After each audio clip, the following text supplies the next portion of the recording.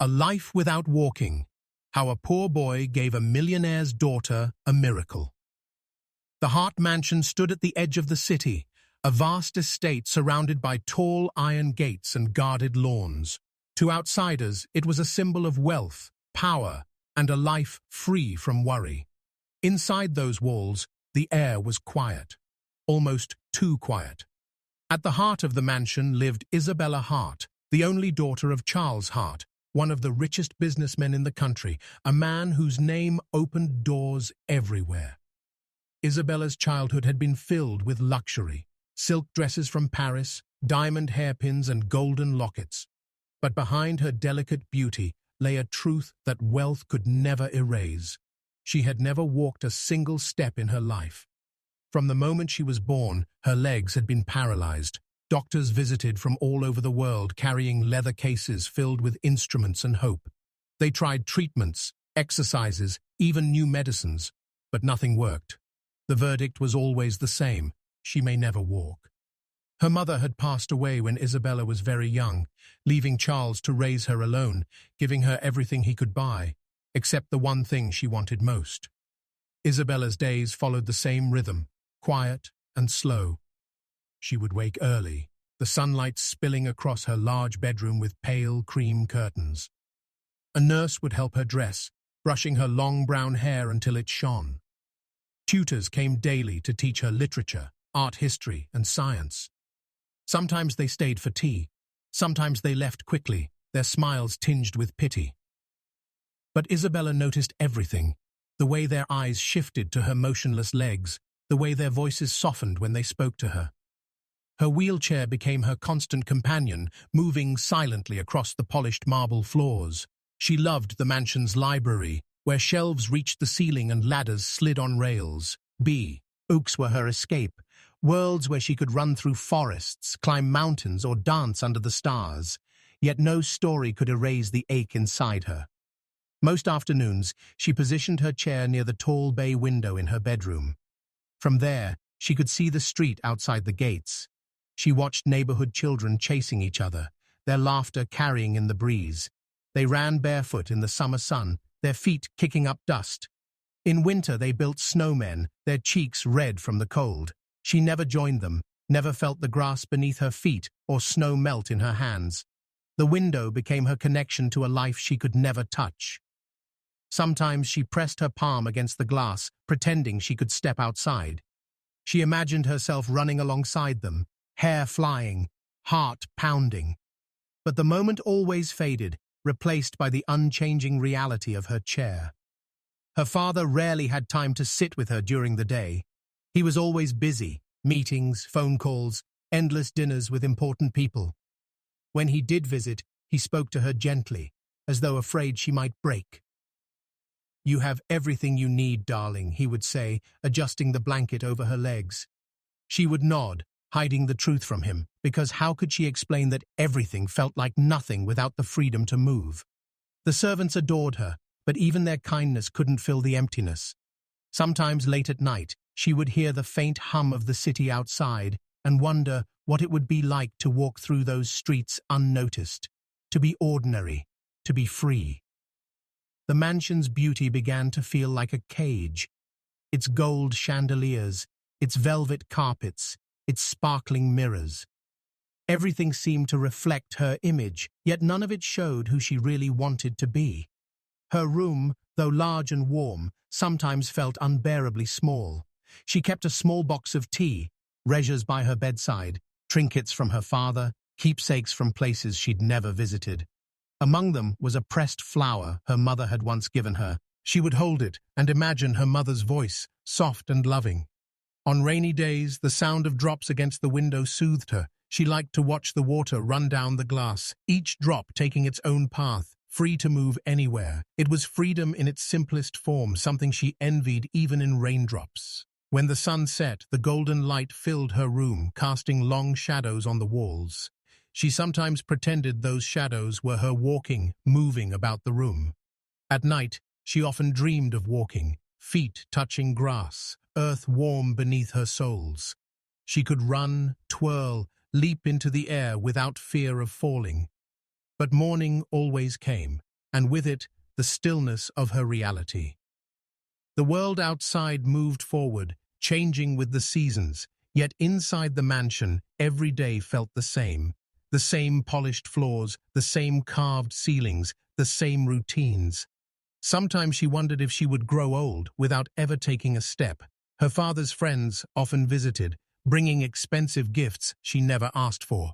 Crystal music boxes, pearl necklaces, even a small puppy once. The puppy grew quickly and needed walks she couldn't give, so the servants cared for it instead. Each gift reminded her that people saw her as someone to pity, not someone to believe in. She longed for someone to look at her and not see a fragile girl, but a person capable of more. The window became her silent confidant, holding her secrets as she gazed beyond the gates. In the distance, the city lights shimmered at night, calling to her like stars she could never reach. Sometimes she closed her eyes and imagined the wind rushing past her face as she ran toward them. In her mind, she was unstoppable, but when she opened her eyes, the glass stood between her and that dream.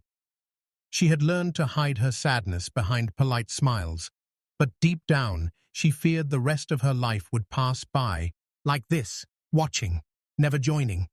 The world was full of movement, yet she was trapped in stillness. Still, a quiet ember of hope remained in her heart, small but alive. She didn't know when or how, but part of her believed something might change one day. For now, she stayed by her window, watching the life she longed to touch. Miles away from the towering gates of the Hart Mansion, the city's bright lights faded into narrow streets and crumbling buildings where life moved at a slower, harsher pace. Here, in a neighborhood where the scent of dust and frying food mixed in the air, lived 17-year-old Daniel. He had no parents, no family, and no safety net, only a small rented room in an old building where the walls were thin enough to hear neighbors arguing at night. The orphanage he grew up in had closed years ago, forcing him to survive on his own long before he was ready. Daniel took whatever work he could find, sweeping shop floors, unloading crates at the market, delivering parcels, even cleaning shoes for businessmen who never bothered to look him in the eye. His hands were rough from labor, his clothes faded from too many washes, but his spirit remained gentle. Despite his own struggles, Daniel had a strange gift. He could see pain in people even when they smiled. He had learned early that words didn't always tell the truth, but eyes did. When others passed by without noticing, Daniel noticed everything. The hunched shoulders of a tired woman, the nervous tapping of a boy hiding fear, the way someone's hands trembled when holding change. He carried this awareness quietly, never judging, only understanding. One cold morning, while running an errand for the local flower shop, Daniel was asked to make a delivery unlike any other. A wealthy client had ordered fresh roses, lilies, and orchids arranged in an elegant bouquet for a special birthday. The address, scribble, it on the order made him pause. It was the Hart Mansion, a place he had only heard of in whispers. Some said it was like a palace, filled with treasures ordinary people could never imagine. Others said the man who lived there, Charles Hart, had more money than entire neighborhoods combined. Daniel had never been near such wealth, but he agreed to the delivery without hesitation. Work was work, and every job mattered. He wrapped the bouquet carefully, making sure the flowers wouldn't be damaged on the bumpy ride. The journey took him across the city, from cracked sidewalks to smooth, tree-lined streets where cars gleamed in the sun and houses stood like fortresses. When the mansion came into view, Daniel slowed his steps, taking in the sight of towering gates with intricate patterns, a driveway long enough to disappear into the distance, and windows that glinted like they were made of gold. A guard at the gate checked the delivery slip before letting him through, eyeing him with curiosity, perhaps wondering how a boy like Daniel fit into a place like this. As he walked up the stone path, he felt the weight of silence. No street sounds, no laughter, just the faint rustle of leaves in the wind. The front door was massive, carved with designs he couldn't name. A servant answered, polite but distant, leading him through hallways so polished they reflected the chandeliers above. Daniel's eyes darted over paintings that looked like they belonged in museums and vases taller than he was. It felt like stepping into another world, one where every detail spoke of wealth and perfection. Yet, strangely, it didn't feel warm. The servant guided him toward a large sitting room filled with soft light from a tall bay window. That's when Daniel saw her for the first time. She was seated in a wheelchair near the window, her posture graceful, her dress a pale shade that caught the afternoon sun. But it wasn't her beauty that struck him. It was her eyes. They were deep, distant, holding a loneliness so raw that he felt it in his chest. She wasn't looking at the flowers or at him. Sans. He was gazing past the glass, as if searching for something she could never reach. In that instant, Daniel understood without a word that her world, despite all its riches, was heavier than most people's. He knew what it was to be trapped, not by walls of stone, but by circumstances that felt unbreakable. He didn't know her name yet, didn't know her story, but he could feel the weight she carried. For a moment, he forgot why he was there. The flowers in his hands felt almost small compared to the enormity of what he sensed in her silence. He took a quiet breath, stepping closer, and she finally turned her gaze toward him. Their eyes met, and Daniel felt something shift, like two worlds, so different, had found a crack where they touched. The servant announced the delivery, placing the bouquet on the table beside her. Still, Daniel lingered a second longer than necessary, unsure why he couldn't look away. There was no smile, no polite greeting from her, yet there was a connection he couldn't explain, something that told him this meeting was not just chance. Daniel stood there for a moment longer, unsure if he should say something or simply turn and leave, but something in Isabella's quiet gaze pulled the words from him. He didn't lower his voice or soften his tone the way others did. Instead, he spoke as if they had known each other for years. "It's a beautiful day outside," he said casually, glancing at the window as if inviting her into that world with just a thought. She tilted her head slightly, surprised by the normalcy of his voice, as though he hadn't noticed the wheelchair at all. When no reply came, he began telling her about his morning, how the bus he took broke down halfway to the market, how he had to run carrying 2 heavy crates for a customer, and how he tripped over a loose paving stone, but laughed it off. She blinked, almost puzzled, because no one had ever come into her home and spoken to her like that, without the weight of pity hanging in every word. Daniel went on, sharing bits of his life with a rhythm that felt easy and unforced. He told her about the tiny room he rented above a noisy bakery, where the smell of fresh bread drifted through the floorboards every dawn. He told her about how he worked for the flower shop and sometimes helped the old cobbler down the street, and how on rainy days he liked to sit under the market's tin roof just to listen to the downpour. Isabella found herself listening more closely than she had to anyone in years. His stories weren't grand or dramatic, but they felt alive, painted with details she had never experienced. The way the sun felt when you ran without stopping, the soreness in your arms after carrying something heavy, the thrill of catching a bus just before it left. Daniel didn't speak like someone performing for a rich girl. He spoke like someone who simply wanted to share pieces of his world. Without realizing it, she began to picture the streets he described, the vendors calling out prices, the smell of fruit and warm bread, the laughter of strangers passing by. After a while, Daniel's tone shifted, not to sadness but to honesty. He spoke of days when work was hard to find, when his stomach growled because he hadn't eaten since morning, when the world felt like it was closing in on him. He admitted there were times he had stumbled, fallen, even thought about giving up. But every time, something inside him refused to stay down. "You can't control where you start," he said, glancing at her, "but you can decide where you end up." The words hung in the air, heavier than he intended, yet they didn't feel out of place. Isabella's fingers curled slightly against the armrest of her chair, And for the first time in a long while, she wasn't thinking about what she couldn't do. She was thinking about what he was saying. A quiet pause settled between them, the kind of pause that wasn't uncomfortable but rather full of unspoken understanding. Daniel shifted the bouquet on the table, then reached into the pocket of his worn jacket. "I brought you something," he said, his voice softer now. He pulled out a small wooden bird, no bigger than his palm, its surface smooth and warm from being handled often. The carving was simple, yet full of life, its wings spread as if caught mid-flight. Isabella looked at it, unsure if she should take it, but Daniel held it out with a kind of sincerity that made it impossible to refuse. She took it gently, her fingers tracing the curves of the wings.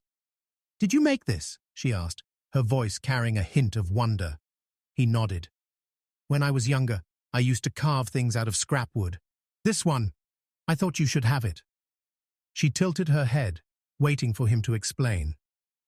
"One day," he said, meeting her eyes, "you'll fly. Just like this." The words were so simple, yet they sank into her like sunlight after a long winter. For a moment, Isabella didn't speak. She just looked at the little bird in her hands, its wings forever frozen in motion, yet somehow it felt alive. Something stirred in her chest, something she hadn't felt in years. It wasn't the kind of polite smile she gave to her father's guests, the ones she wore like a mask. It was something real. Her lips curved upward slowly, as if remembering how. It was the first time in so long that she smiled with genuine joy, the kind that reached her eyes. Daniel noticed it instantly, and though he didn't say a word about it, there was a quiet pride in his expression, as if this small change mattered more than any tip or payment he could have received. He didn't stay long after that. The servant returned to escort him out, and he picked up his empty delivery bag without protest. But as he walked toward the door, Daniel glanced back once. Isabella was still looking at the bird in her hands, her expression softer, her shoulders less heavy. She didn't wave, but she didn't need to. He knew she would remember this moment. And somewhere deep inside, Daniel knew he would too. Daniel's visits became more than a passing kindness. They became the rhythm of Isabella's days. She began to count the hours until she would hear the soft knock at her door, the one that always came with a gentle smile on the other side. Sometimes he arrived with a single flower plucked from a roadside bush, sometimes with a small sketch on a torn piece of paper, and other times with nothing but his presence. And somehow those days when he brought nothing were the ones she cherished most. He would sit beside her window, his hands animated as he spoke, weaving stories from scraps of memory and dreams. He told her about a stray cat that followed him for 3 blocks, about the stars he'd watched from a rooftop when sleep wouldn't come, and about how rain felt different depending on whether you were running through it or just standing still. Isabella listened like a thirsty traveler finding water. She had been surrounded by people all her life, but no one had ever made her feel seen the way Daniel did. One afternoon, as they talked, he noticed her hands clenching the armrests of her wheelchair. "What's wrong?" he asked softly.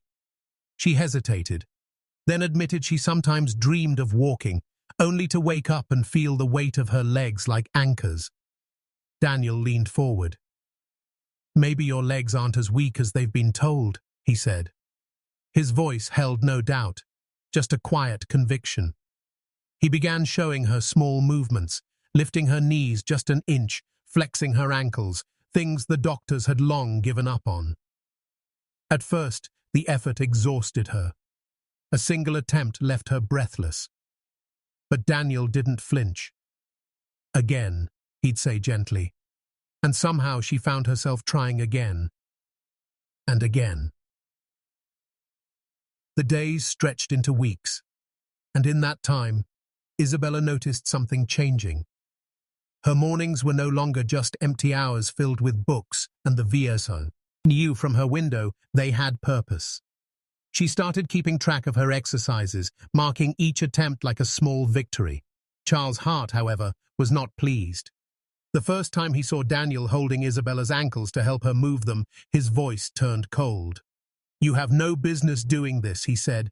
"You're just a poor boy. You can't give her what she needs." Daniel met his gaze without flinching. "Maybe not in money, sir, but I can give her something else." Later that night, Charles warned his daughter, his tone softer, but still edged with worry. "People come and go, Isabella. Don't tie your hope to someone who might disappear when life gets hard." But Isabella's answer was steady. "He's giving me something money never could. Hope." She didn't say it to defy him. She said it because it was the truth. Hope had begun to grow in her like a fragile seed, watered by every word, every small act of encouragement Daniel offered. One rainy afternoon, Daniel arrived soaked to the bone, his clothes clinging to him. Isabella rushed to fetch a towel, and as she draped it over his shoulders, she caught herself smiling without realizing it. "You didn't have to come in this weather," she said. He shrugged. "Hope doesn't take days off." That sentence stayed with her long after he left. Sometimes they sat in comfortable silence, the sound of rain or the warmth of sunlight filling the space between words. Other times they spoke of impossible dreams, hers of taking just one step, his of building a life that meant something more than survival. Slowly, a bond grew between them, one that seemed to exist beyond wealth, beyond worlds, beyond the boundaries of the lives they had been born into. Isabella began to believe not just in Daniel, but in herself. She didn't know what the future would bring, but for the first time, she wanted to find out. Rain poured against the tall glass windows of the Hart mansion, each droplet racing the other as if to keep up with the pounding in Isabella's chest. The sky outside was a moody grey, the kind of day where most people would curl up inside with a blanket, but Daniel had other plans. He sat across from her, his eyes glowing with quiet determination, not letting the weather dampen his resolve. "Today," he said firmly, "we try something new." Isabella's brow furrowed in uncertainty. Her hands gripped the armrests of her wheelchair, fingers cold from the tension running through her veins. "Daniel, I can't," she whispered, her voice almost drowned by the rain. "You can," he countered, kneeling down so that his eyes met hers directly. "And you will. You've done more than you thought you could every single day since we met." His tone wasn't pleading, it was certain, as if the outcome was already decided. He rolled her wheelchair closer to the sturdy wooden rail he had positioned near the sitting room, the one spot in the mansion that overlooked the lush gardens now drenched in rain.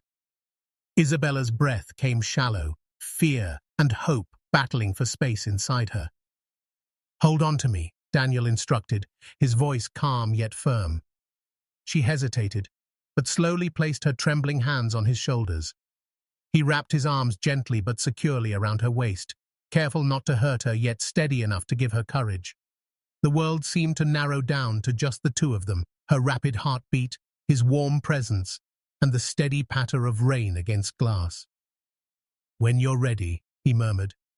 "Push down just a little." She nodded faintly, drawing in a shaky breath. Her legs, unused to carrying her weight, felt foreign beneath her. The moment she shifted, a sharp ache shot through her muscles, nearly making her collapse back into the chair. "It hurts," she gasped, her knuckles white from gripping him. "I know," Daniel said softly. "But pain means your body is waking up. It means there's still something there to fight for." She closed her eyes, focusing not on the pain but and his steady breathing, the grounding presence that anchored her. Slowly, she tried again. Her knees wobbled like fragile branches in the wind, her body screaming in protest. Daniel's arms tightened around her, not to hold her up completely, but to keep her safe from falling. "Just 1 second," he whispered. "1 second of standing is all I'm asking for." Isabella's lips pressed into a thin line as determination sparked in her eyes. She bit back the urge to give up and fought against every ounce of doubt in her. "All right," she murmured. "Let's do this." And then, miraculously, her body obeyed. Her legs straightened just enough for her to rise a few inches from the chair. Her heart pounded, sweat trickled down her forehead, and her breath came in rapid bursts, but she was up. "One more second," Daniel urged, his voice almost trembling now. She pushed harder, willing herself to stay upright. Her toes dug into the floor, her knees locked shakily, and then her right foot moved forward, barely an inch, but it was a step. Her eyes widened in disbelief, and a sob broke from her lips. Daniel's grin was immediate, his own eyes wet with tears. "You did it," he breathed. "Isabella, you just walked." In that moment, the sound of footsteps echoed from the hallway. Charles Hart entered, holding a folder in one hand, but he froze mid-step as his gaze fell on his daughter. Time seemed to stop. The rain outside faded into silence. He watched as Isabella, his little girl, whom doctors had claimed would never stand, clung to a poor boy and took another unsteady step. His mouth parted in shock, the folder slipping from his grasp and scattering papers across the floor. Isabella turned her head, tears still running down her cheeks, and met her father's stunned eyes. Charles felt his chest tighten, not just from astonishment, but from something deeper, realization. The impossible was happening right in front of him. And it wasn't his money, his doctors, or his connections that had done it. It was the boy he had once dismissed. Daniel stood tall, keeping Isabella steady, his expression unwavering. In that quiet, powerful moment, 3 lives had shifted forever. The air was warm, touched by the gentle embrace of a late spring morning, and the garden shimmered in the golden light. Isabella stepped forward, her bare feet brushing against the soft grass she had only ever admired from afar. Each movement was deliberate, slow, and careful, yet carried a quiet confidence that only comes after countless days of struggle. The sound of the fountain nearby blended with the melody of birds singing in the trees, creating a peaceful harmony that seemed to celebrate her every step. The sun poured down on her face, warming her skin as if the world itself was embracing her victory. Daniel stood nearby, his eyes following her movements, a proud smile playing on his lips. He didn't rush to help her, not this time. He simply let her walk, knowing that every second of independence meant more than words could express. Her father, Charles, watched silently from a few feet away, his once proud businessman's posture softened by emotion. For years he had measured value in wealth, status, and the opinions of influential people, but in this moment he saw worth in something far greater. His gaze shifted to Daniel, and the unspoken gratitude in his eyes carried more weight than any handshake or contract. The boy he once dismissed as unworthy now stood as the reason his daughter's future had changed. Isabella reached the old stone bench near the rose bushes and rested her hand on it, her breath slightly quickened from the effort, but her smile radiant with triumph. Daniel joined her, crouching slightly so he could look her in the eye, his voice soft but full of pride. "You've come so far," he whispered. She looked at him with a quiet laugh, her cheeks flushed with both exertion and joy. "You told me I'd fly? I guess I am." Charles stepped closer, his hand gently sting on his daughter's shoulder, but his attention fixed on Daniel. "Thank you," he said simply, his voice carrying the weight of sincerity. Daniel shook his head. "She did it herself. I just believed when others didn't." Nearby, on the windowsill that overlooked the garden, sat the small hand-carved wooden bird. It had weathered the months, its edges smoothed by time, but it stood as a silent symbol of the promise once made on an ordinary afternoon. Isabella glanced at it and felt a rush of warmth in her chest, remembering the day it was given to her, not as a cure, but as a dream. She reached up to touch her father's hand, and then Daniel's, linking them together in a gesture that said more than any speech could. The breeze carried the scent of blooming roses, wrapping the moment in an almost dreamlike stillness. In her heart, she knew this was not the end of her journey, but a beautiful beginning. She no longer measured her days by what she couldn't do, but by the miracles she had lived through. The world felt wide and open now, not confined to the view from her window. Daniel's smile deepened as he saw her glance toward the gate, a spark of adventure lighting her eyes. "Where to next?" he asked. She took a deep breath, her fingers curling slightly in excitement. "Everywhere," she said. And in the quiet that followed, under the sunlight and the watchful presence of the wooden bird, they all knew that miracles didn't just happen. They were built, step, by faith, love, and the courage to keep moving forward.